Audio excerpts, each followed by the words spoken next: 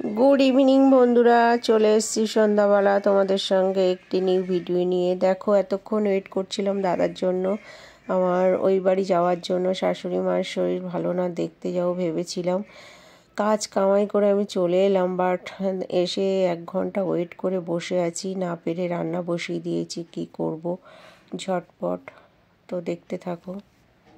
তো দেখো বন্ধুরা, এদিকে এই যে সেই কি বলে, এটা হচ্ছে মরুলা মাছ ভেজে নিয়েছি, এদিকে পুঁটি মাছ ভেজে নিয়েছি।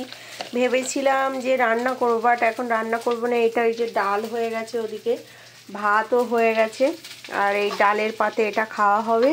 আর এই দেখো সেই আগের দিন বান মাছ নিয়ে এসেছিলো, এবার সেই বান মাছ এখন একটু ভাজছি। ভেজে কি রান্না করব দেখো। মান কচু আমার সব থেকে প্রিয় একটি খাবার, এবং আমার দাদুরও প্রিয় একটি খাবার ছিল।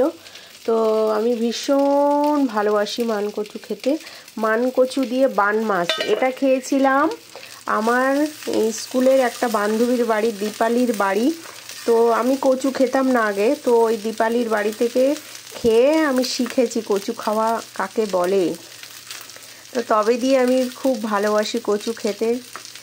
দীপালি, তুই যদি ভিডিওটা দেখিস তাহলে মনে পড়বে, তোর বাড়িতেই প্রথম কচু খেয়েছিলাম।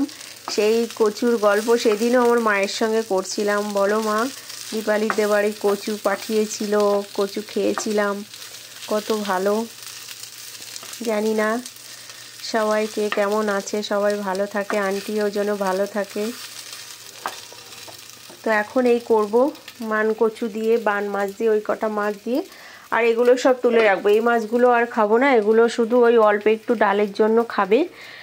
আর ভাতও হয়ে গেছে, একেবারে ভাত করে নিয়েছি কালকের জন্য। কালকে তো কাজে বেরোবো, ওই জন্য আর আনতে পারবো না, ওই জন্য এখন সব সুন্দর করে রান্না বান্না করে রাখছি। কিন্তু আজকে সকালে তো রান্না করিনি, কালকে আর পরশুদিন যা রান্না করেছিলাম সেটাই খাওয়া দাওয়া হয়েছে।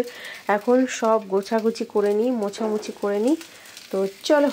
তো দেখো বন্ধুরা, এদিক মাছটা তো ভেজেই নিয়েছি আর একবার করে। আর এদিকে দেখো সব মশলা এতে দেব, একটু রসুন, একটু আদা, আর এইটুকু পেঁয়াজ, আর এই যে 2টো কাঁচা লঙ্কা। এবার আগে করব আমি একটা আলু।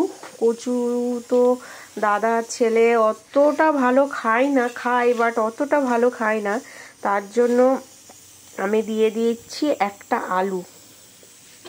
আলুটা আগে সুন্দর করে লাল লাল করে ভেজে নেবো, আর কচুটা একটা সিটি মেরে নিয়েছি, ঠিক আছে। তো বন্ধুরা দেখো, অলমোস্ট রান্নাটা কমপ্লিটের দিকে।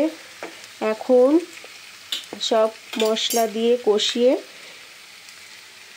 জল দেব। এই যে গরম জল করে রেখেছি, মাছ তো ভেজেই রেখেছি আগে থাকতে। তো ঝাল টাল তো বেশি দেয়া যাবে না, একটা না 2টো কাঁচা লঙ্কা দিয়েছি, আর একটু কালার লঙ্কা দিয়েছি, বুঝেছো। আর 1 চামচ আদা, 1 চামচ রসুন, 2-4 টুকরো পেঁয়াজ। তো এরকম হালকা পাতলা করেই করি। তো খাওয়ার পরে বুঝবো কেমন লাগবে না লাগবে। তো ঠিক আছে, চলো লাস্ট ফিনিশিং দেখাচ্ছি। তো অলমোস্ট কমপ্লিট আমার কচু দিয়ে মাছের ঝোল। দেখতে কেমন হয়েছে প্লিজ কমেন্ট করে জানিও। গন্ধটা তো ভালোই বেরিয়েছে।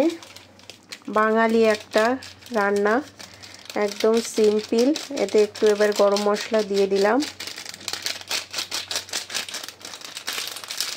আমি এই একটা গরম মশলা 3টে তরকারিতে খেলাম গো।